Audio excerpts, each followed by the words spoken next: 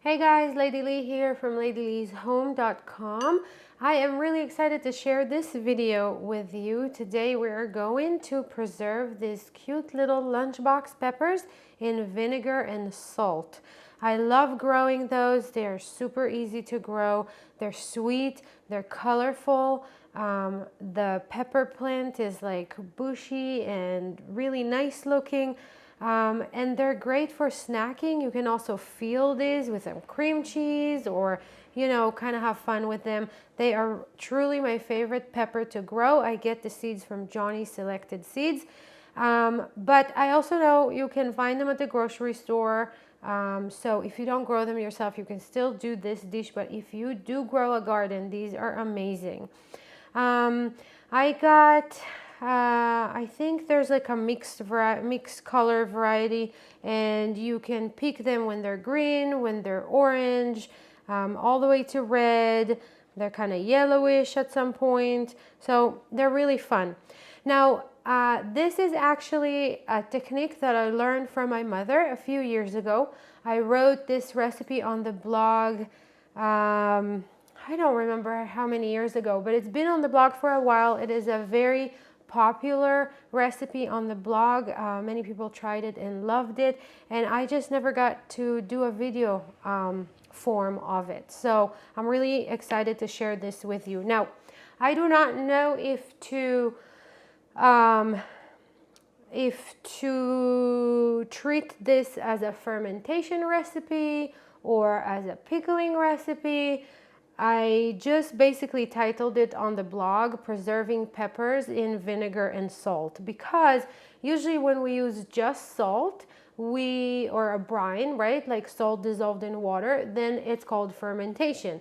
And we leave it at room temperature to ferment for a few days and then store it in cold storage. Every time we use vinegar or sugar, then we're actually pickling. And we can either quick pickle, so preserve in vinegar and sugar, or just vinegar and then keep in the fridge, or we can actually are able to can pickled vegetables. This recipe comes from Israel, from my mother's kitchen.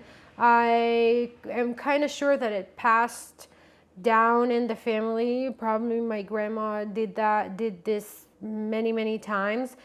And it uses both brine and vinegar. So however you want to call it, is it a fermentation, is it a pickling, I'm not sure. It's tasty, that's what I know. What we're going to need is half a gallon jar. We're going to do this in a half a gallon jar. Enough peppers to fill the jar. We're going to need white vinegar. I never tried it with apple cider vinegar, but maybe that's possible too, I'm not sure. Kosher sea or canning salt, so non-iodized salt. And we're also going to need boiling water, and you want to use non-chlorinated water, just like we do in fermentation. We're also going to need a fermentation weight to keep all of the peppers under the brine, and we're going to need just 1 clove of garlic. You can take this process and preserve many different kinds of vegetables this way. Beets, cabbage, cauliflower, you can try broccoli, carrots, you can add carrots to the peppers, you can do just carrots, you can, you can play with it and do a whole bunch of stuff. So even if you just learn kind of the technique, and then you can take that and try different things. You can also season it in different ways. So maybe you want to add mustard seeds, or the ball pickling mix is really good. I love that. You can try to add dry oregano. You can try to add spicy peppers in there. Really, whatever you want to do. But I'm going to keep it simple, just as I wrote it years ago on the blog, with just peppers and 1 clove of garlic. That's it. So the first thing that we're going to do is well, first of all, I washed my peppers well. And now what I'm going to do is take every pepper and just make a little slit in the bottom of it, like that. And that will allow the brine to go in there. Okay, so once they're cleaned, you don't need to remove the top. You just kind of cut a slit at the bottom and throw them in the jar. and we basically want to fill the jar with the peppers. About halfway through, I'll probably stick the garlic clove in there.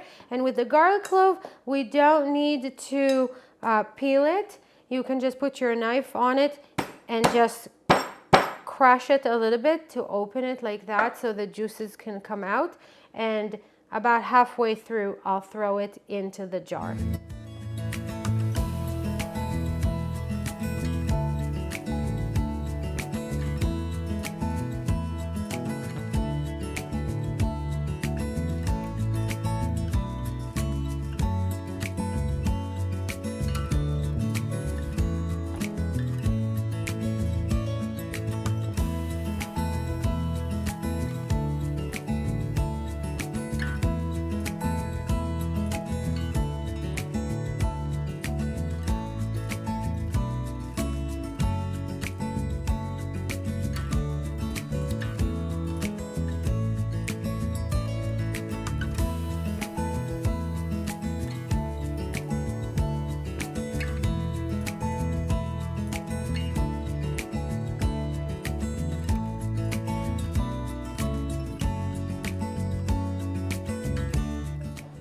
Okay, so we have the jar filled with the peppers, and I added the garlic over here. The next thing that we're going to do is add 1 cup of vinegar.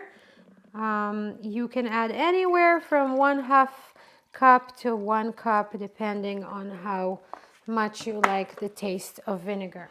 So just add that to the jar, and then we're gonna add the brine. So the way we're gonna make the brine, I boiled some water here, and we're going to add 1 cup of boiling water. So for each cup of boiling water, you add 1 teaspoon of kosher salt or Kenning or sea salt. Yep. And then just add it to the jar and just keep going until all of the peppers are covered. We dissolve it real quick.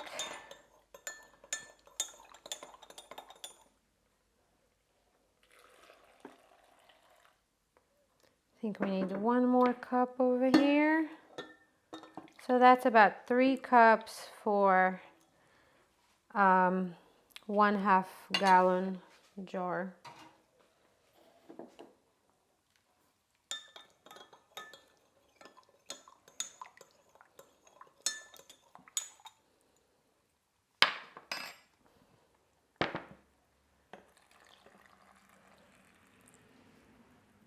Okay, I left a little bit of head space, and I do want to make sure that the water is covering the peppers, but I'm going to use the fermentation weight to push the peppers down. So I'm just putting it on top here and pushing it down, and as long as all of the peppers are under the brine, we are good to go. I'll give it a minute for all this air and bubbles to come out. And then just gonna close the jar real good and take it and just flip it a couple of times to mix the vinegar and the briny salt together. And that is it, you guys. That's it. You can take this method and do it for a whole bunch of different vegetables. I am going to leave this at room temperature on the kitchen counter for between 5 to 7 days for 1/2 gallon jar. You might notice, just like when we ferment, that the brine will become a little foggy. The peppers will probably start to change their color a little bit. This is all normal after, and since there is some sort of fermentation going on here, even though we did put vinegar in there, there are going to be some gases forming in the jar. So once a day, you want to make sure that you twist the lid open. You don't have to lift it, but you see how all these bubbles coming up? That's what you're going to see. So you twist it open and then you twist it closed again. You do not need to flip the jar again. We just did that this once. And from now on, it's going to just be on the counter 5 to 7 days, once a day. Just twist the lid open and then twist it back. You don't have to lift it. After 7 days, put your peppers in the refrigerator or a root cellar if you have that sort of cold storage. So somewhere around 40, 45 degrees Fahrenheit. And they are ready to eat right away. They will last in the fridge a long time, a few months. They usually don't last that. I've never actually tested how long they can last there because they munch and eat them, munch on them and eat them really quickly.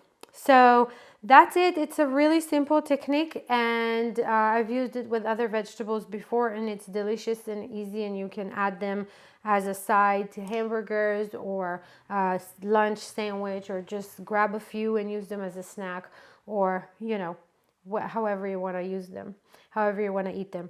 I will link to the blog post, the step-by-step picture tutorial, and the printed recipe are all on the blog, so I will link to that in the description below. I hope you enjoyed this video, and I will see you again in the next one.